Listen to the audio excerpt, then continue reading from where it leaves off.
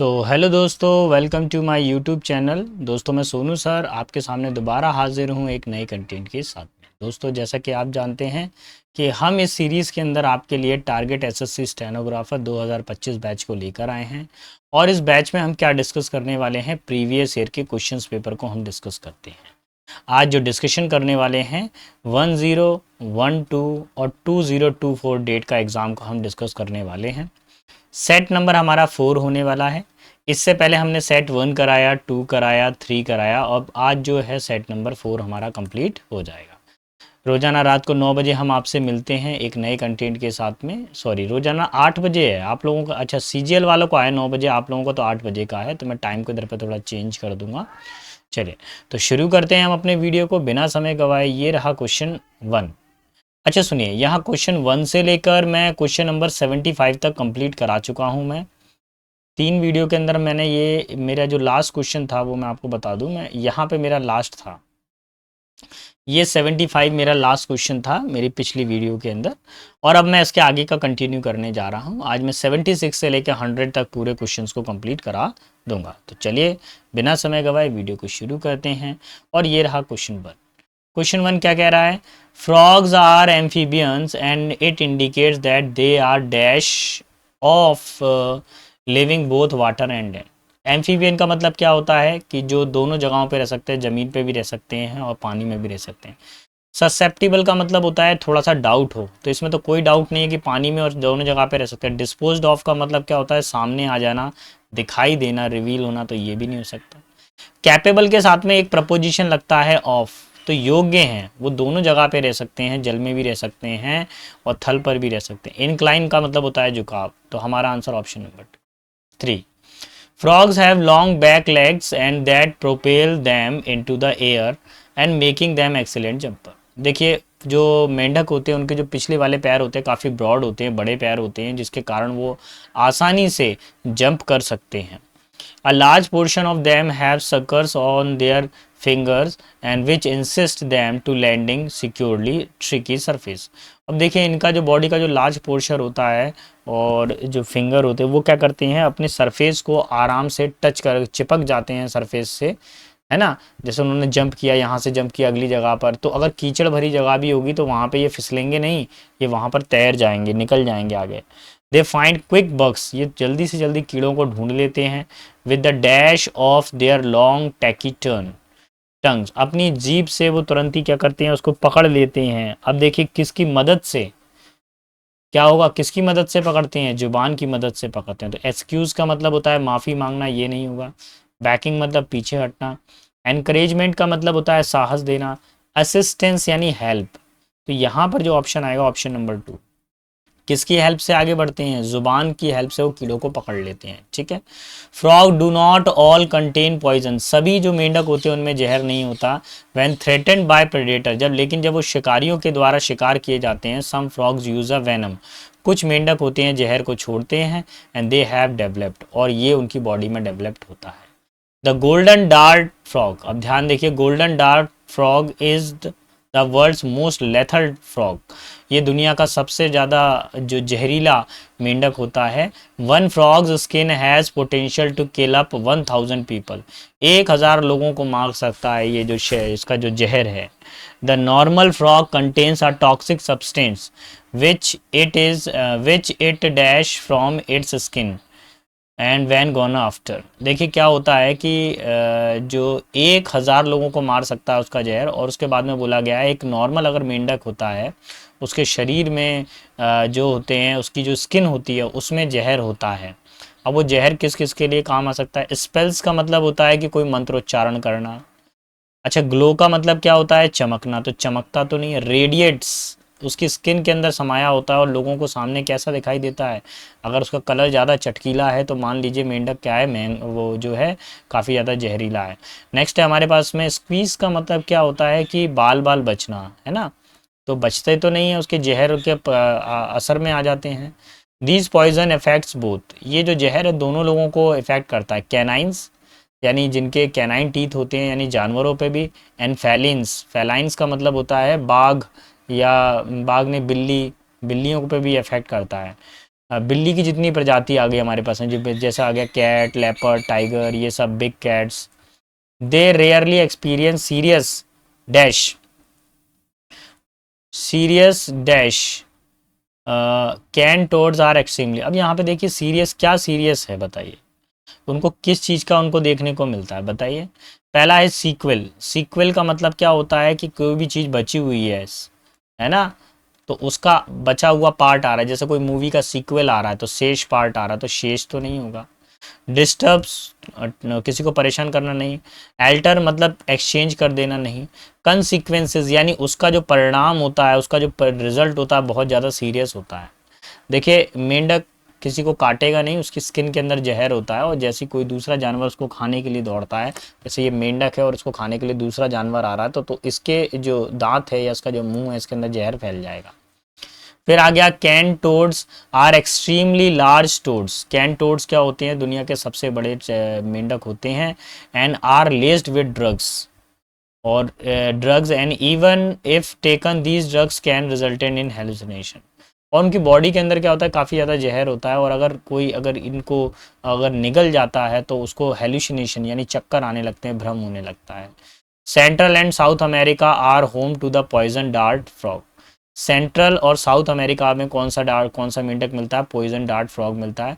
Because indigenous people use their toxic exertion to dash the tip of arrow and sand blow darts the frogs are frequently. देखिए यहाँ तक देखिए समझिए, तो वहाँ पे जो लोकल लोग होते हैं, यानी कि जो वहाँ के निवासी हैं, वो क्या करते हैं, सेंट्रल और साउथ अमेरिका के निवासी मेंढक का जहर निकालते हैं, और उसको तीर के जो तीर कमान होता है ना, जो धनुष बाण होता है, तो वो धनुष बाण के इस तीर के जो चेहरा है उसके मुंह के ऊपर उसको लगाते हैं।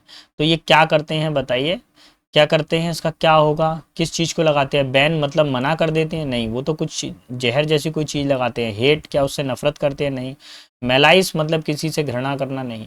पॉइजन वो क्या करते हैं, जहर को जो है एरो की टिप पर लगा देते हैं। अब देखिए अगला क्या आ जाता है, sand blow darts. Sand blow dart the frogs are frequently refer to as a poison arrow frog and poison a dart frog. देखिए इनको क्या बोला जाता है, और इनको सैंड ब्लो डार्ट बोला जाता है। मैं जो मेंढक का नाम है वो सैंड ब्लो डार्ट है, और इसको और भी नामों से जाना जाता है, जैसे एरो फ्रॉग्स या पॉइजन डार्ट फ्रॉग्स के नाम से भी जाना जाता है। तो चलिए, तो ये हमारा एक पैसेज कंप्लीट होता है। अब देखिए 5 क्वेश्चन हमारे पास में जो पहले आए थे वो भी क्लोज पैसेज के, जो अब अगले जो 5 क्वेश्चन आ रहे हैं ये भी हमारे पास में क्या है, क्लोज पैसेज से रिलेटेड है। एक बार मैं चेक कर लेता हूँ मेरी वॉइस क्लियर आ रही है कि नहीं आ रही है, कहीं कुछ गड़बड़ तो नहीं हो रहा। मुझे लग रहा है कि कहीं पे कोई आवाज़ फ्लक्चुएट तो नहीं हो रही, तो मैं वॉइस को ठीक ठाक कर दूँ पहले तो मैं इसकी, है ना। और एक बार इसमें भी चेक कर लेता हूँ, मैंने कैमरे में तो चेक कर लिया, इसमें क्या कहानी है, क्या पोजीशन है, देख लेता हूँ। सब कुछ ओके है, ठीक है, बढ़ते हैं आगे की तरफ। अब मैं जो क्वेश्चन कराने जा रहा हूँ आपको 81 से कराने जा रहा हूँ, और इसमें क्या दिया हुआ है, कैसा है, देखते हैं। For most of us who are born and live in India, socially inequality and dash are facts of life. देखिए जो लोग भारत में जन्मे हैं या भारत में रहते हैं, उनको कहीं ना कहीं समाज में इनइक्वलिटी यानी बराबरी, जैसे इनइक्वलिटी का मतलब क्या था, कोई चीज़ बराबर ना हो, है ना। एंड उनको लोगों के बीच में क्या होता है कि असमानता का सामना करना पड़ता है। एंड इट अब देखेंगे, और किस चीज़ का सामना करना पड़ता है उनको, समानता का भी सामना करना पड़ता है, और उनको कुछ रुकावटों का भी सामना करना पड़ता है, बाधाओं का भी सामना करना पड़ता है। तो हार्मनी मतलब शांति, गैदरिंग मतलब लोग इकट्ठा होते हैं, मोबिलिटी मतलब बदलते रहते हैं, एक्सक्लूशन यानी रुकावट, यानी उनको क्या करते हैं, समाज से थोड़ा सा अलग कर दिया। जैसे हमारे कहीं SC ST वाले भाई हैं, तो कुछ ऐसे ग्रामीण क्षेत्र हैं राजस्थान में या और भी कई एरिया हैं जहाँ पर आज भी उनको जो है कि जैसे दूल्हा जो है घोड़े के ऊपर नहीं जा सकता है, पैदल ही जाएगा, या कुछ और चीज़ें भी रहती हैं। तो इस तरह की चीज़ों को कम होना चाहिए। आगे दिया हुआ है we see dash on the street and on railway platform. हम क्या देखते हैं, गलियों में देखते हैं और रेलवे प्लेटफॉर्म पर देखते हैं इस तरह की असमानताओं को। अब कैसे पता चलता है क्या असमानता है, किससे पता चलता है, क्या रेलवे प्लेटफॉर्म या गलियों के अंदर व्हीकल्स होते हैं, नहीं। क्या एयरपोर्ट्स होते हैं गलियों के अंदर, नहीं। पार्लियामेंट्स में देखते हैं नहीं, हम देखते हैं बैगर्स, भिखारियों को देखते हैं हम लोग, ठीक है। वी सी यंग चिल्ड्रन, हम युवा लड़कों को देखते हैं, young children dash as domestic worker, जो यंग बच्चे हैं वो क्या कर रहे हैं, डोमेस्टिक वर्कर, घरेलू कार्यकर्ताओं के रूप में काम कर रहे हैं। कंस्ट्रक्शन हेल्पर, कंस्ट्रक्शन में हेल्प कर रहे हैं, जैसे कहीं पे कोई घर मकान बन रहा है तो वहाँ पे ईंट मिट्टी पत्थर ये सब ढो रहे हैं। क्लीनर्स, सफाई कर्मचारी के रूप में काम कर रहे हैं। हेल्पर, मददगार कर रहे हैं। इन स्ट्रीट साइड, गलियों के किनारे में, रेस्टोरेंट पे काम कर रहे हैं, ढाबा पे काम कर रहे हैं या टी स्टॉल पे काम कर रहे हैं। तो कहीं ना कहीं हम लोग क्या करते हैं, उनको काम करते हुए देखते हैं। तो एक्सेलिंग का मतलब क्या होता है, किसी चीज़ को बढ़ाना, तो बढ़ते हुए नहीं देख रहे हैं हम लोग। रिवोल्टिंग का मतलब होता है कहीं पे विद्रोह करना, विद्रोह करते हुए नहीं देख रहे हैं। पैसेज के अंदर ये पता चल रहा है कि बेरोजगारी है और हम उनको काम करते हुए देख रहे हैं, यानी labouring. So option number third. Cheating करते हुए नहीं देख रहे हैं, option number third will be final answer. We are not dash at the sight of small children who work as the domestic worker in the middle class urban homes. देखिए हम क्या करते हैं, हम एक चीज़ पर ध्यान नहीं, हम लोग ये चीज़ देखकर काफ़ी आश्चर्य में नहीं हो गई, हमारे लिए कोई आश्चर्य की बात नहीं है कि बच्चे क्या करते हैं, घरेलू काम कर रहे होते हैं, और खासकर मिडिल क्लास के लोग शहरी बच्चों को शहर में जाकर काम कर रहे होते हैं। Carrying the school bags on the older children to the school, और वो अपनी उम्र से बड़े बच्चों के बैग को टांग कर उनको स्कूल छोड़ने भी जाते हैं, ये भी देखा गया है। It does not immediately dash us as unjust that some children are denied schooling. ये हमको देखना होगा कि इन बच्चों के साथ में क्या हो, अन्याय ना हो और ये बच्चों को नकारा नहीं जाए। तो देखिए हम क्या होते हैं, इसमें एक चीज़ ध्यान रखिए, एनवीएस का मतलब होता है जलन का भाव। तो जलन का भाव तो नहीं होता, कोई अगर काम कर रहा है, मतलब कोई छोटा बच्चा काम कर रहा है तो जलन का भाव होगा क्या, नहीं। कंपोज्ड, क्या आपको शांति मिलेगी उसको काम करते हुए देखकर, नहीं। अफ्रेड, क्या आप डर जाएंगे, ध्यान रखिए अफ्रेड के साथ में ऑफ आता है फिक्स्ड प्रपोजिशन। यहाँ पे सरप्राइज के साथ में क्या आता है, एड फिक्स्ड प्रपोजिशन आता है। और अगर मैंने जो आंसर सॉल्व किया है वो फिक्स्ड प्रपोजिशन को ही देख के सॉल्व किया गया, सरप्राइज दैट, हमें आश्चर्य नहीं होगा कि छोटे बच्चे घरों पे काम कर रहे हैं। अब देखिए फिर बोला गया है, it does not immediately dash us as unjusted some children are denied for school. लेकिन अगर हम देखें तो अचानक से हमारे दिमाग के अंदर ये बात नहीं आती है कि बच्चों के साथ नाइंसाफ़ी हो रही है। ये बात जब भी आएगी जब घर परिवार में किसी बच्चे के साथ नाइंसाफ़ी होगी। स्लैप मतलब थप्पड़ मारना, फोर्स का मतलब होता है बल देना, टच का मतलब किसी को छीना, और स्ट्राइक का मतलब होता है दिन में मन में कोई बात आना। सो option number 1 will be final answer. Clear. चलो बढ़ते हैं आगे की तरफ, क्वेश्चन नंबर 86 पर। 86 क्या बोलता है, research on the infections over the past few decades has focused on hospital. देखिए रिसर्च क्या करती है, इन्फेक्शन। देखिए अभी मैं थोड़ा सा कुछ बताना भूल गया मैं आप लोगों को बेटा, थोड़ा मैं स्पीड में था और मैं बताना भूल गया। 75 से स्टार्ट किया 80 तक, तो एक क्लोज पैसेज हमारा कंप्लीट होता है। फिर मैंने 81 से स्टार्ट किया 85 तक, तो ये सेकंड वाला मेरा क्लोज पैसेज कंप्लीट होता है। अभी मैं जो डिस्कस करने वाला हूँ क्लोज पैसेज नंबर 3 को डिस्कस करने वाला हूँ। आपके एग्जाम में 3 क्लोज पैसेज आते हैं 5 मार्क्स के, यानी 15 मार्क्स के तो क्लोज पैसेज ही आते हैं आपके एग्जाम के अंदर। 15 क्या 20 आएंगे, 4 आते हैं, एक शायद मैं पहले डिस्कस कर चुका हूँ, हाँ 4 आते हैं। 20 नंबर का क्लोज पैसेज आपके एग्जाम के अंदर आता है, तो वही डिस्कस हम करने जा रहे हैं। Research on infections over the past few decades has focused on hospital. देखिए यार इन्फेक्शन पे रिसर्च किया जा रहा है पास्ट फ्यू डिकेड्स में, और तो ये हॉस्पिटल पे क्या किया जा रहा है, फोकस किया जा रहा है डे केयर फैसिलिटी पर और स्कूल में। But dash attention was paid to the home, लेकिन घर पर जो है कम ध्यान दिया जाता है।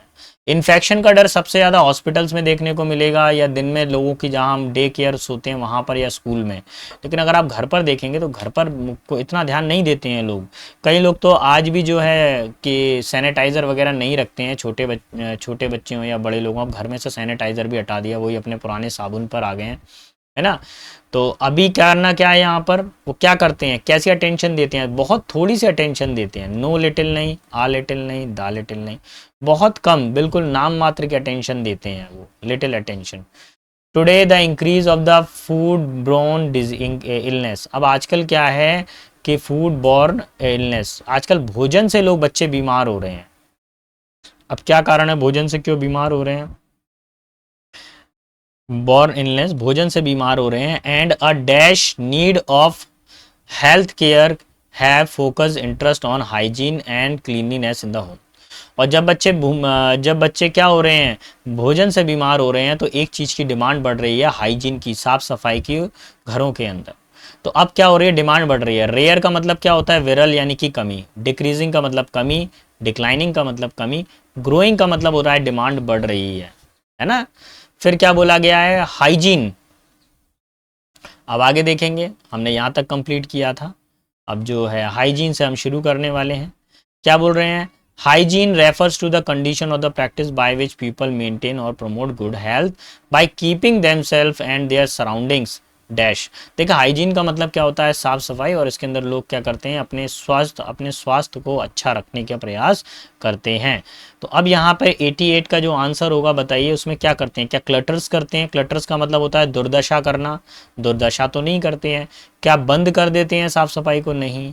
क्या वो यहाँ पर किसी तरह से क्लीन करते हैं, हाँ भैया। हाइजीन का मतलब तो क्लीन होता है, साफ सफाई करना ही होता है, यही आंसर होगा। और क्लियर का मतलब होता है अपने डाउट्स को क्लियर करना, ठीक है। अब 89 को देख लेते हैं। Even in our contemporary society, हमारे समकालीन समाज के अंदर good hygiene practices continues to be the primary disease prevention. देखिए, हमारे आज के समाज में भी क्या हो रहा है, अगर हाइजीन करके रखते हैं, अगर साफ सफाई करके रखते हैं, तो ये हमको बीमारियों से बचाता है। जैसे हमारे घर के अंदर, अगर जैसे हम लोग रोजाना क्या करते हैं, पोछा लगाते हैं, अगर पोछा नहीं लगाएंगे तो कुछ बैक्टीरिया हमारे पैर से आते हैं हमारे घर के अंदर, उस पर मक्खियाँ बैठती हैं, और वो मक्खियाँ हमारे खाने पर भी बैठती हैं, ठीक है। Hygiene is one of the silent victories of the public health. Hygiene क्या है कि एक साइलेंट जीत है पब्लिक हेल्थ की, है ना। एक अगर पब्लिक को अगर स्वस्थ रखना है तो पहले हाइजीन रखना पड़ेगा। Personal hygiene and house hold cleanliness practice affect the risk dash spreading infection dash affect the risk spreading infections infectious disease. देखिए, अगर हम साफ सफाई रखेंगे तो हमको डिजीज नहीं फैलेगा। तो किस चीज का रिस्क है, रिस्क ऑफ स्प्रेडिंग, है ना, कि कोई बीमारी फैल नहीं जाए, इसका हमारे पास में रिस्क होता है। तो नंबर जो है 1 इसका फाइनल आंसर हो जाएगा, बाकी नहीं होगा। देयर आर मैनी डिजीज, कई सारे डिजीज हैं हमारे, कई सारे डिजीज हैं causing microbes whose transmission can be controlled by proper personal hygiene and household cleaning practice। देखिए, कई सारे ऐसे छोटे छोटे से कीटाणु हैं जो हवा के द्वारा या हमारे कपड़ों के द्वारा या हमारे पैरों के द्वारा चारों तरफ फैल जाते हैं, उनको कंट्रोल किया जा सकता है। A framework of developing practical home strategy to manage risk from the infectious is.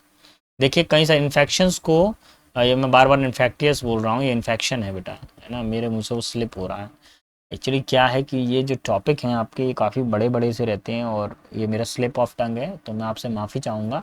इसको इन्फेक्शंस पढ़ेंगे, क्या पढ़ेंगे, इन्फेक्शंस पढ़ेंगे, और यहाँ पे सॉरी, इसको इन्फेक्शंस पढ़ेंगे और इसको इन्फेक्टियस पढ़ेंगे, इसको इन्फेक्टियस या इन्फेक्शंस, ठीक है। Home strategy to manage the risk of the infections is dash. देखिए, अगर क्या करना है हमको, किसी भी अगर हमको किसी बीमारी को रोकना है तो हमको क्या करने की ज़रूरत है, यहाँ पर हमको इन्फेक्शंस को रोकने की ज़रूरत है, तो रिस्क, जोखिम डालने की ज़रूरत है। इनएफेक्टिव मतलब निष्फल होना चाहिए, इम्पॉसिबल तो नहीं है, बीमारियों को रोकना इम्पॉसिबल है क्या, रोका जा सकता है।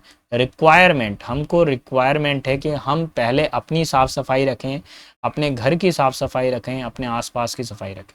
अगर हम अपनी साफ़ सफाई और अपने घर की साफ़ सफाई रखेंगे ना, ऑटोमेटिकली सब कुछ सही होने लगेगा, ठीक है। तो चलिए, मैं आपको एक बार फिर से याद दिलाऊं, इसके अंदर हम लोगों ने क्वेश्चन नंबर जो है 80 90 तक हमने सारा का सारा क्वेश्चन देख लिए हैं, और ये सारे क्वेश्चंस किससे रिलेटेड थे, क्लोज पैसेज से रिलेटेड थे। अब हमारे पास में आ रहा है अनसीन पैसेज। अब ये जैसे आप 10th और 12th के जब एग्जाम देते थे, एक अनसीन पैसेज आता था, उसमें से कुछ क्वेश्चन आते थे। तो इस तरह के जो अनसीन पैसेज हैं वो केवल 10 नंबर के क्वेश्चन आने वाले हैं। और याद रखिए कि आपका जो पेपर है उसमें जो अनसीन पैसेज आते हैं वो करीब 200 वर्ड्स या 250 वर्ड्स वाला अनसीन पैसेज होता है, एक ऐसे जैसा होता है। उस ऐसे को पढ़ने के बाद में आपको 5 क्वेश्चंस के आंसर करने होते हैं। तो मैं आपके सामने उसी चीज़ को प्रेजेंट कर रहा हूँ। एक ज़रूरी चीज़, इसका पीडीएफ भी मैं, जब सेट कंप्लीट हो जाएगा तो पीडीएफ भी मैं इसका शेयर कर दूंगा आपको, तो उस पीडीएफ में से आप देख लीजिएगा सेट 1 2 3 के अकॉर्डिंग। देखिए financial literacy is the ability to understand and effective use of financial skill. देखिए फाइनेंशियल लिटरेसी का मतलब क्या होता है कि जिसमें हम पैसे के बारे में अध्ययन करते हैं, धन के बारे में लोगों को अध्ययन बताते हैं कि किस तरीके से धन हमारे लिए महत्वपूर्ण है।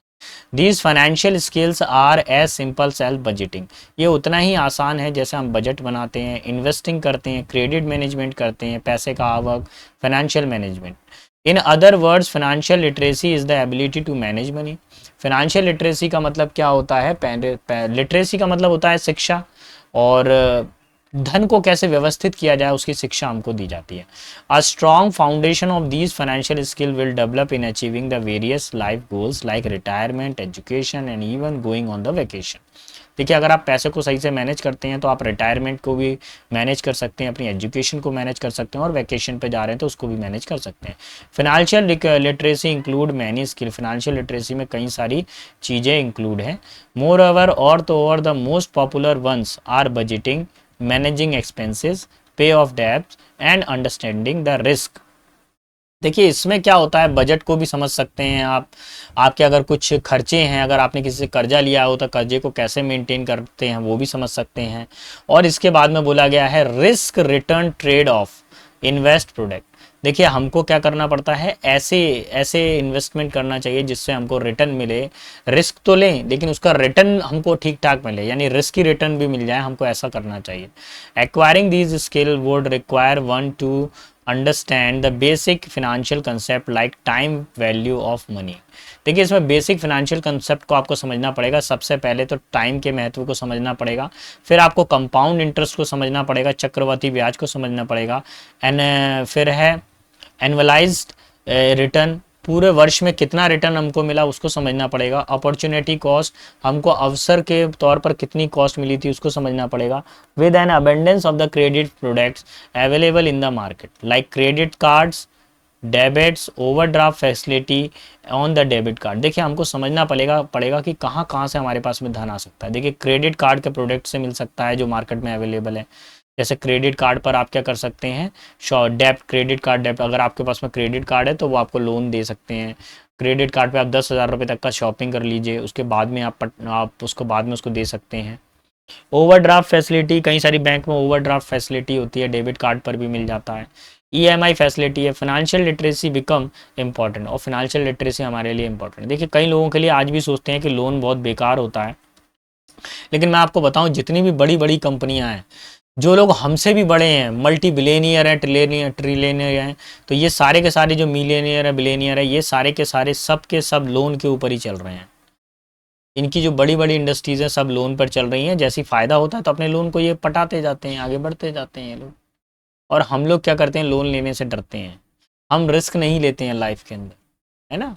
तो जब तक आप रिस्क नहीं लोगे, जब तक गाड़ी के अंदर प्रॉपर पेट्रोल नहीं होगा तो गाड़ी कैसे रन करेगी यार, ये भी तो सोचो। गाड़ी में 4th गियर डालोगे तभी तो डिस्टेंस कवर होगा। आप तो 1st गियर पे गाड़ी चला रहे हैं तो ढरक रही है, चल कहाँ रही है। 4th गियर लगाओ और लाइफ को आगे बढ़ाओ, है ना। अंडरस्टैंडिंग द डेप्ट and having the basic financial knowledge will help the individual to use this product responsibly. देखिए क्या होता है कि हमको इसके कर्जों को समझना चाहिए, और देखिए हमको कर्जा भी उतना ही लेना चाहिए जितना हम उसको पटा सकें, ठीक है। ऐसा नहीं कि अगर आप जैसे 20,000 कमाते हैं और आपकी जो है ईएमआई 15,000 की कट रही है, ऐसा ना करें। अगर आप 20,000 कमाते हैं तो अपनी ईएमआई को आप कटवाएं कि 5,000 से लेकर 10,000 के बीच में अपनी ईएमआई रखें आप, इससे ज़्यादा का ना रखें, है ना। और वैसे भी जो बड़े बड़े लोग हैं वो ये कहते हैं कि अगर आप 100 रुपये का लोन ले रहे हैं, अगर आप 25 रुपये, अगर आप 100 रुपये कमा रहे हैं तब आप 25 रुपये का लोन लीजिए, ये बड़े लोगों का कहना है, ठीक है। Financial literacy often teaches individual how to make major financial decision. Moreover, it increases the financial discipline and discipline capacity, and this will lead to the major lifestyle change like saving, investing, regular managing debt and affecting fulfilling the life goal efficiently. देखिए कुल मिला के ये बोला गया है कि अगर आप फाइनेंशियल लिटरेसी को समझ गए आर्थिक शिक्षा को समझ गए, कैसे पैसे को यूज़ करना है, कब करना है, कितना लोन लेना है, कैसे लेना है, किस लोन पे कितना आपको इंटरेस्ट मिलेगा, या किस कंपनी में आप कितना इन्वेस्ट कर रहे हैं उसका कितना फ़ायदा होगा, कितना नुकसान होगा, तो इन सब चीज़ों को मैनेजमेंट करना ही हमारे पास में क्या होता है, फाइनेंशियल लिटरेसी होता है। देखिए पैराग्राफ बहुत बड़ा होता है, आपके पेपर में 250 शब्द या 300 शब्द के पैराग्राफ आते हैं 2, और ये बहुत खतरनाक लेवल पर होता है। इनको तो आप लास्ट मोमेंट के लिए रखें, क्योंकि अगर आपने इसको पढ़ना शुरू कर दिया तो ये एक मीठा जहर होता है, ये बिल्कुल चीनी की तरह काम करता है, आपको डायबिटीज़ करेगा। Additionally financial literacy will ensure the ones financial wellbeing. देखिए फाइनेंशियल लिटरेसी से क्या होता है, व्यक्ति क्या होता है, एक अच्छे तौर पर अपने फाइनेंशियल अपने जो निर्णय होते हैं उनको अच्छे से ले पाता है, and also protect individual from the financial fraud, और वो बचाता भी है। देखो जब आप पैसे को सुरक्षित करना सीख जाते हैं, पैसे की सुरक्षा करना सीख जाते हैं, तो आप फ्रॉड लोगों से भी बच सकते हैं। Lacking the knowledge of these skill leads to the financial illiteracy. अगर आपको ये नॉलेज नहीं है कि फ्रॉड लोगों से कैसे बचना है, कब लोन लेना है, किससे लोन लेना है, तो आप निश्चित रूप से क्या हैं, आप फाइनेंशियल अनपढ़ हैं। Financial illiteracy lead to the budget mismatching. आप अपने अगर आपको अगर पता नहीं है पैसे का कैसा यूज़ करना है, तो आप बजट को सही से नहीं रख पाएंगे। Higher expenses than income, income से ज़्यादा आप खर्च करने वाले होंगे। एक्युमुलेशन ऑफ डेब्ट, आप कर्जे को और ज़्यादा लेंगे। पुअर क्रेडिट स्कोर, आपका क्रेडिट स्कोर कम होगा। Being victim of the financial fraud, और आप फाइनेंशियल फ्रॉड के शिकार भी हो सकते हैं। अदर नेगेटिव कंसिक्वेंसेस, और भी इसके गलत प्रभाव हो सकते हैं। Financial literacy is the important because it equips one with the knowledge and skill to manage money effectively। इससे क्या करते हैं, आपको नॉलेज मिलती है और आप अपने पैसों का रखरखाव आसानी से सीख जाते हैं। विदाउट फाइनेंशियल लिटरेसी, बिना आर्थिक पढ़ाई के, the actions and decisions one makes or do not make with respect to saving and investment would lack a strong foundation. तो क्या होता है कि अगर आप फाइनेंशियल लिटरेसी नहीं जानते हैं तो आप क्या करते हैं, एक्शन नहीं ले पाते हैं कि हमको क्या करना है, क्या नहीं करना, किस तरीके से इन्वेस्टमेंट करना, किस तरीके से नहीं। तो financial literacy help in understanding financial concept better and enable one two manage there finance effectively. देखिए घूम फिर के वही बात आ रही है कि अब पहले देखिए उन्होंने बताया कि खर्चे को कैसे बैलेंस करना है, फिर उन्होंने बताया कि लोन कैसे बैलेंस करना है, फिर उन्होंने ये बताया कि फ्रॉड लोगों से कैसे बचना है। अब वो ये कह रहे हैं कि अगर आप इन्वेस्टमेंट कर रहे हैं तो इन्वेस्टमेंट को कैसे अच्छा आप बनाएंगे प्रभावी। फर्दर मोर, और तो और it helps to effective money management, और ये पैसे को भी प्रबंधन करना बताता है। मेकिंग फाइनेंशियल डिसीजन, आप डिसीजन अच्छे लेते हैं फाइनेंशियल।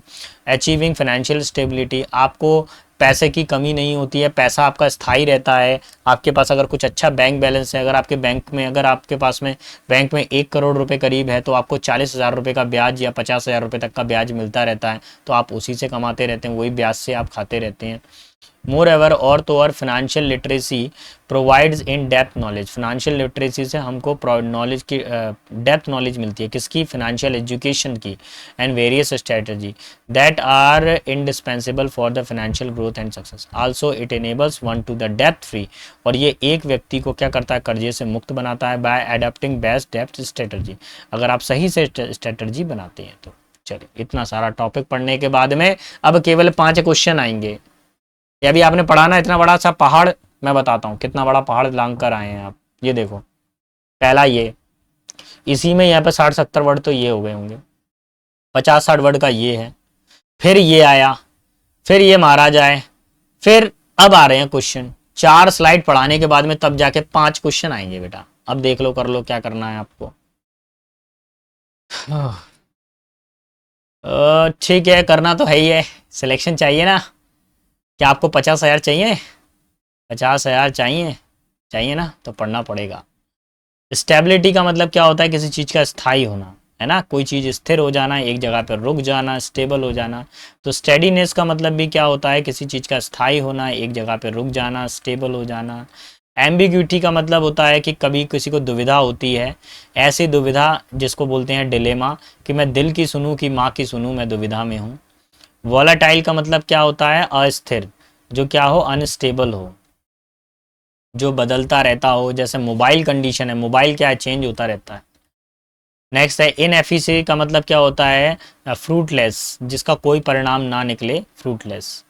मुझे क्या चाहिए, कोई चीज़ स्थिर है, तो उसका उल्टा क्या हो जाएगा, वोलाटाइल, जो बदलती रहती है। ठीक है, चलो। अब मेरे पार्क में कहीं कोयल, देखिए इस टाइम पे, जिस टाइम मैं रिकॉर्डिंग कर रहा हूँ, इस टाइम पर एक तो सुबह का टाइम रिकॉर्डिंग करता हूँ, एक शाम के टाइम रिकॉर्डिंग करता हूँ। तो आज संडे है और जो मेरा घर है, घर के सामने मेरा एक छोटा सा पार्क बना हुआ है और इस टाइम पे सारे पक्षी मेरे पार्क में आने लगते हैं। उनको इंतज़ार रहता है कि दाना वगैरह डालेंगे। देखो चिल्ला चिल्ला के आवाज़ लगा रहे हैं, अगर आपको आवाज़ आ रही हो शायद, है ना। चलिए खैर, आते हैं पक्षी राजन, आ रहे हैं, वेट कर लो देवी, वेट कर लो, आ रहे हैं, चिल्ला चिल्ला के बता रही है, मैं आ गई, मैं आ गई। विच of the following is not a result of the financial literacy, इनमें से फाइनेंशियल लिटरेसी का क्या रिजल्ट नहीं है, बताइए।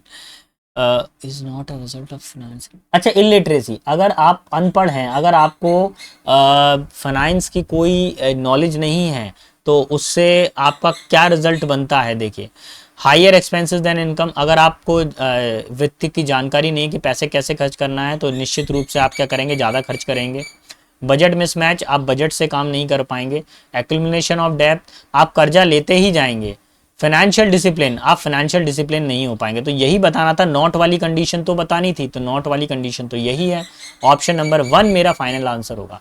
बाकी सब येस की कंडीशन है तीनों, नॉट वाली कंडीशन पूछी थी, नॉट वाली कंडीशन बता दी मैंने। और ऐसी एक कंडीशन जरूर आती है, which of the following statement would be the author of the above passage agree to. देखिए जो पैसेज दिया गया है, इस पैसेज में ऐसी कौन सी कंडीशन है जो बिल्कुल इस बात को सहमत करती है कि जो पैसेज में बातें दी गई हैं वो सही हैं। फिर financial literacy can not help in budgeting, क्या फाइनेंशियल लिटरेसी हमको बजट में मदद नहीं करती है, भैया वो तो मदद करती है, तो ये बात तो गलत है। अब फोर्थ वाला देखूं, important life goals and ambitions are not typically related to the financial skill, अगर आपका फाइनेंशियल स्किल सही नहीं है तो क्या आप जीवन में कुछ अचीव कर पाओगे, नहीं कर पाएंगे, तो ये भी बात गलत है। इंपॉर्टेंट, अगर आपको लाइफ में कोई गोल अचीव करना है तो फाइनेंशियल स्किल बहुत ज़रूरी है। Financial literacy is important only for those who are materialistic, जो लोग सांसारिक हैं केवल उनको ही क्या फाइनेंशियल लिटरेसी चाहिए, नहीं, सभी के लिए है ये तो। Effective money management skill enable early retirement, अगर आप प्रॉपरली अगर पैसे को मैनेज करते हैं तो ज़रूरी नहीं है कि आपको 60-70 तक ही काम करना है। बहुत से लोग तो अब आजकल तो विदेशों में ट्रेंड ये हो गया है कि बच्चे 30-40-35 साल तक काम करते हैं और जो भी पैसा कमाते हैं उसको अपने वर्क में लगा देते हैं, यानी कहीं किसी कंपनी में इन्वेस्टमेंट किया उसी से कमा रहे हैं। उस पैसे को लेकर उन्होंने कोई घर बना दिया, उसमें से किराया आ रहा है उनके पास में, अब उनको काम करने की ज़रूरत नहीं है, वो अपनी लाइफ को एंजॉय कर रहे होते हैं। ठीक है, या उन्होंने क्या किया कि किसी कंस्ट्रक्शन में काम में अपना पैसा फंसा दिया, उधर से उनका पैसा डेवलप हो रहा है, कहीं जाने की ज़रूरत ही नहीं है उनको। या किसी ने कोई शॉप खोल दी अपना पैसा लगाकर, तो शॉप पे लड़के लगा दिए हैं और वो पूरा शॉप को देख रहे हैं, ये तो सिर्फ आके पैसे गिनते हैं। ठीक है, 94 पर आ जाइए। पैसेज का टोन कैसा था, अगर टोन का मतलब होता है कि उसकी लहर कैसी थी, सेंटेंस में किस तरह की चीज़ बताई गई थी, क्या सब्जेक्टिव था, कोई वस्तु विषय था, नहीं, सटैरिकल था, कोई मजाकिया बात थी, कॉमेडियन कोई बात नहीं थी, क्रिटिकल यानी कि गंभीर, कोई गंभीर विषय था, कोई गंभीर विषय नहीं था, हमको जानकारी दी जा रही थी कि कैसे हम पैसे का सदुपयोग करें। देखिए, select the most appropriate title for the passage, passage के लिए आपको सही टाइटल का चुनाव करना है, क्या सही टाइटल होगा। Why is financial literacy important, financial literacy क्यों इंपॉर्टेंट है, क्या ये टॉपिक हो सकता है। ठीक है, tips of financial growth, financial आप कैसे ग्रोथ करोगे, ये हो सकता है क्या। यहाँ पे देखिए एक वर्ड आ रहा है इलिटरेसी, क्या फाइनेंशियल अनपढ़ता को बताया गया, नहीं। फाइनेंशियल ग्रोथ कैसे करोगे, क्या उसकी टिप बताएं। अच्छा थोड़ा सा मेरे को टाइम दीजिए।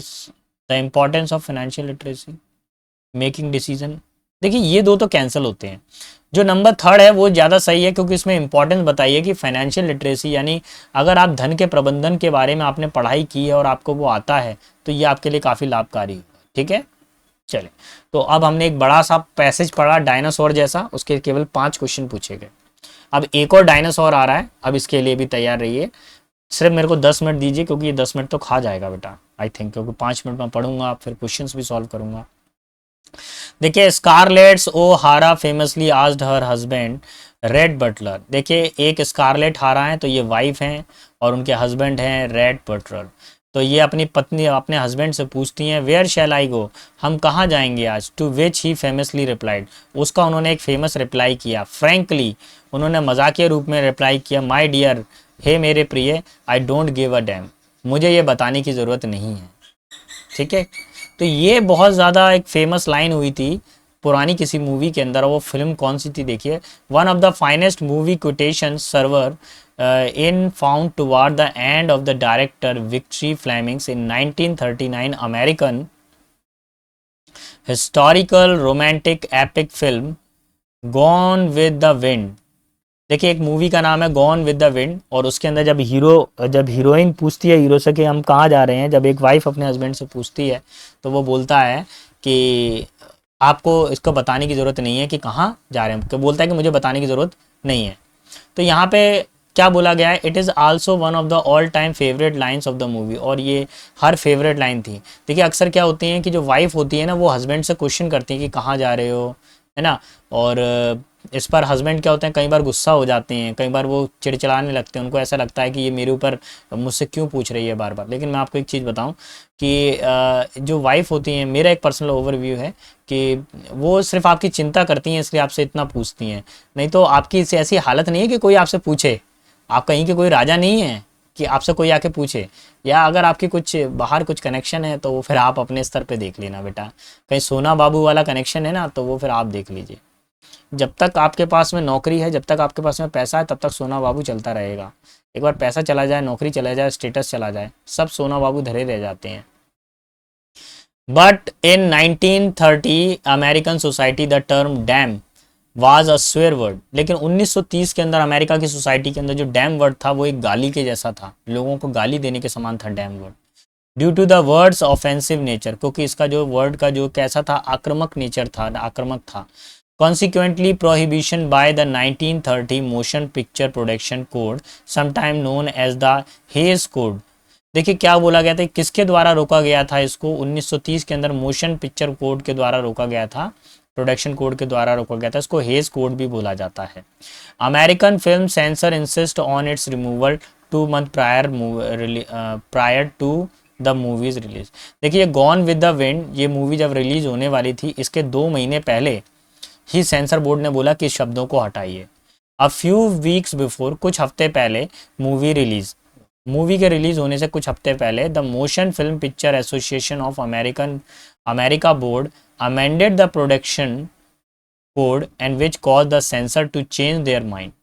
देखिए जब वो फिल्म बनी और फिल्म के अंदर उस शब्द को प्रॉपरली बताया गया कि वो एक गाली नहीं है, उस शब्द का प्रयोग करने का तरीका है, तब क्या फैसला आया देखिए, a word that had originally been offensive become suddenly an unoffensive most likely as a result of change sensitivity of the American culture and made it possible to update the motion film production code। देखिए जब film के अंदर उस शब्द के प्रयोग को समझाया गया प्रॉपरली, है ना, कि वो शब्द कैसे यूज होना है, किस तरह से यूज़ किया जा रहा है उस वर्ड के, तो जो सेंसर बोर्ड था उसको समझ में आया कि हाँ भाई इस वर्ड का यूज़ किया गया है, इस डायलेक्ट का कोई गलत मतलब नहीं है, वो डायलेक्ट बिल्कुल सही है, वो जो सेंटेंस है बिल्कुल सही है। तब उसको उन्होंने आज्ञा दे दी कि हाँ भाई आप यूज़ कर लीजिए। Since then American perception of this issue have advance significantly, और ये तेजी से बढ़ा, लोगों के बीच में पता चला इसके बारे में। What is offensive to the society will continue to be offensive unless its sensibility significantly shifts. अब देखिए कई बार क्या होता है कि कुछ ऐसे शब्द होते हैं कि जो हो सकता है मेरी लैंग्वेज में अच्छे हों, आपकी लैंग्वेज में खराब हो सकता है। जैसे हमारी जो मैं जैसे मध्य प्रदेश ग्वालियर से बिलोंग करता हूँ, चंबल का रहने वाला हूँ मैं, है ना, तो चंबल क्षेत्र में मैं आता हूँ। मेरे यहाँ पर जो वोकेबलरी का जो सिस्टम है वो कुछ अलग है। मैं जितना क्लियर आपके सामने हिंदी बोल रहा हूँ, ऐसे हिंदी बोलने वाले भी लोग हैं हमारे यहाँ पर, और कुछ इससे खतरनाक हिंदी बोलने वाले भी लोग हैं हमारे यहाँ पर। तो हमारी जो वोकेबलरी टर्म्स है, अगर मैं साउथ के लोगों से मैच करूँ तो वो तो डिफरेंट आएगा ना, है ना कहीं पे डिफरेंट आएगा हमारे लिए। देखिए फिर उसके बाद में बोलते हैं हमारे पास में people senses and belief system conventions and practices don't change suddenly. क्या होता है कि लोगों के विचार और उनके बिलीफ सिस्टम, उनके बातचीत अचानक से नहीं बदलते हैं, ये केवल प्रैक्टिस से बदलते हैं। दे डेवलप स्लोली, धीरे धीरे बदलते हैं। देयर फोर, इसलिए it is meaningless to inquire as to why some things should be offensive to some while not being to other, और why people are and sinner and more tolerant when it's comes to the sensitive and. देखिए क्या होता है कि किसी भी शब्द के अर्थ को समझने में हमें समय निकल जाता है, हमको काफ़ी समय बाद में शब्द का प्रॉपर मीनिंग पता चलता है। धीरे धीरे करके जब सोसाइटी के अंदर वो घुलता मिलता जाता है, कई बार देखा है कि पुलिस वाले गाली बकते हैं, तो पुलिस वाले नॉर्मल लोगों से गाली नहीं बकेंगे, वो अपराधी को गाली देते हैं, क्योंकि अपराधी उसने वैसा काम किया है कि उसको गाली मिले, उसको बुरा भला बोला जाए। अपराधी का आप सम्मान करेंगे क्या? अरे आइए आइए अपराधी जी, मोस्ट वेलकम, प्लीज़ चाय लीजिए अपराधी जी, प्लीज़ बैठिए, ऐसा करेंगे क्या अपराधी के साथ में? नहीं ना। आप क्या करेंगे? आप उसको डांटेंगे, आप उसको भगाएंगे अपने घर से, घर पे रुकेंगे नहीं उसको, पुलिस को देंगे आप, है ना। आजकल वैसे भी ड्रम वाले केस ज़्यादा हो रहे हैं, है ना। लड़कियां लड़कों को ड्रम के अंदर सप्लाई करके दे रही हैं, और हमारा जो लड़कों वाला जो सिस्टम, हमारा जो लड़कों की सोसाइटी वो डरी बैठी हुई है।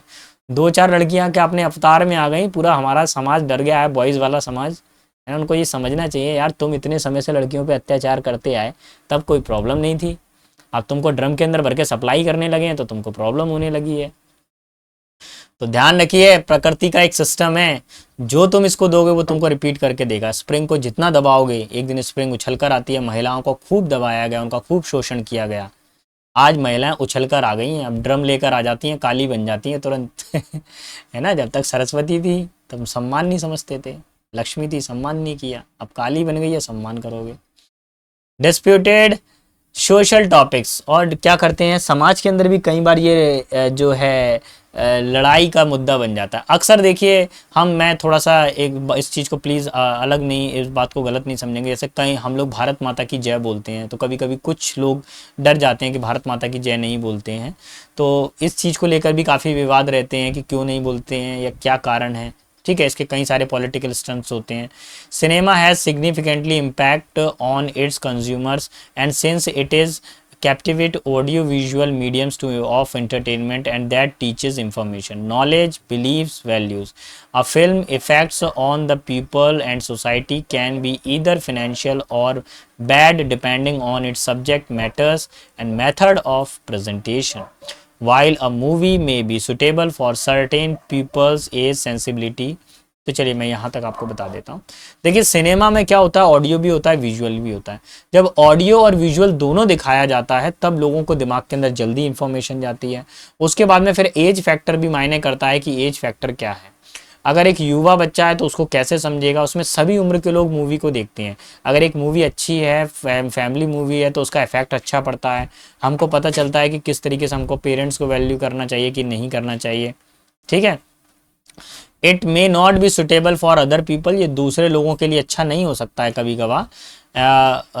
Other people age and sensibility, not every one is intended to watch every movie. देखिए हर कोई भी व्यक्ति बाध्य नहीं है कि वो सभी मूवी को देखे, जिसको जैसा मूवी का टेस्ट पसंद हो वो वैसा देखेगा।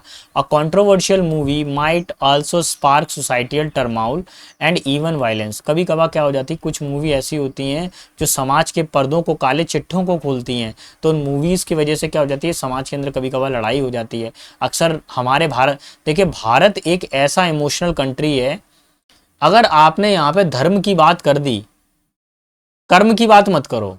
कर्म की बात अगर करोगे तो आप पागल हो। आपने अगर धर्म की बात कर रहे हो तो आप बिल्कुल सही हो, भले ही आपका कर्म अच्छा हो, लेकिन धर्म के नाम पे कहीं ना कहीं आप दिक्कत कर रहे हो, तो वो आपके लिए ठीक रहेगा। किसी ने कह दिया उसी को मान लिया, आगे तक चले आ रहे हैं उसी प्रथा को, है ना। देखिए आज भी कई महिलाओं को मैं देखता हूँ, कई महिलाओं को मैं इवन अपने आसपास में भी देखता हूँ, फैमिली में भी देखता हूँ, कई बार समझाता भी हूँ लेकिन समझते नहीं। एक महिला को 24 घंटे पर्दे में बंद रखा जाता है। मैं भैया कभी कभार रुमाल बांधता हूँ तो मेरे को तो घुटन होती है, मैं सांस नहीं ले पाता हूँ मैं रुमाल बांधने पर, और वो एक लेडी पर्दा किए हुए है, वो किचन के अंदर काम कर रही है, कैसे सांस ले रही होगी, क्या हो रहा होगा, वो पता नहीं वो कैसे एडजस्ट कर रही होगी, वो तो वही जाने। पता नहीं किस तरह का क्या होता होगा, वो कैसे एडजस्ट करती होंगी अपनी लाइफ को, मैं तो कुछ कल्पना भी नहीं कर सकता हूँ। ठीक है। Every nation required formal agencies to oversee its movie ethics policies. In India central board of film certification CBFC। देखिए संसार के अंदर जितनी भी फिल्म इंडस्ट्रीज हैं, हर फिल्म इंडस्ट्रीज के अंदर एक ऐसा सिस्टम होना चाहिए जो मूवीज को देखे, उनको परखे और उनके बारे में बताए। Sometimes known as the censor board, इसको सेंसर बोर्ड के नाम से भी जाना जाता है। भारत के अंदर क्या CBFC central board of film certification को सेंसर बोर्ड के नाम से जाना जाता है। Must be certified a movie appropriate for the purpose before.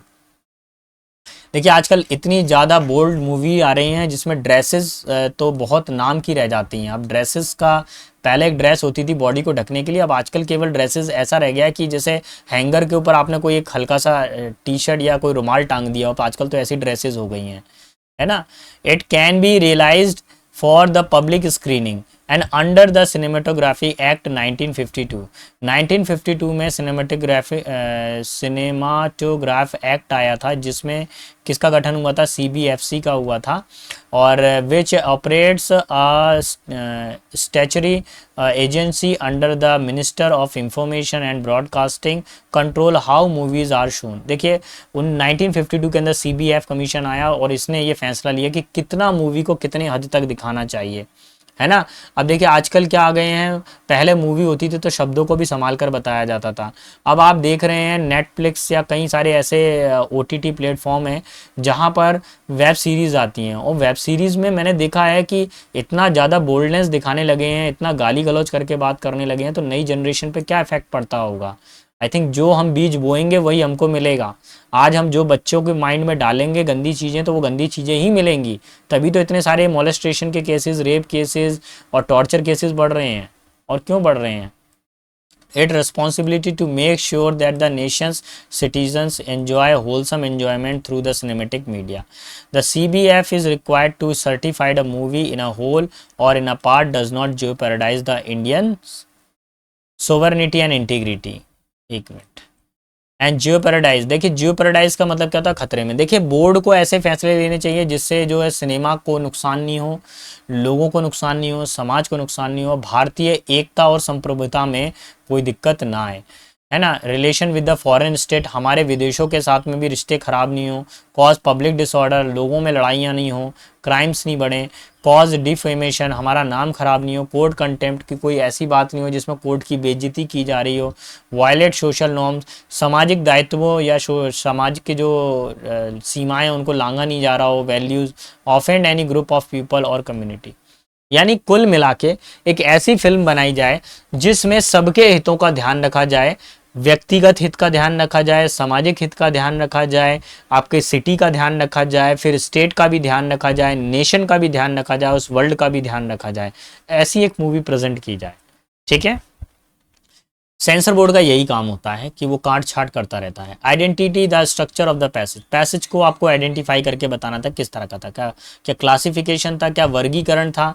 वर्गीकरण का मतलब जैसे ये होता है कि मान लीजिए जैसे हमारे पास में एक वर्ब चैप्टर है, तो वर्ब में से हमने 2 निकाल दी वर्ब, तो वर्ब में हमारे पास में यहाँ हेल्पिंग वर्ब भी आ गया, ठीक है। अच्छा ये ऑक्सिलरी वर्ब हो गया और ये हमारे पास में हो गया मेन वर्ब।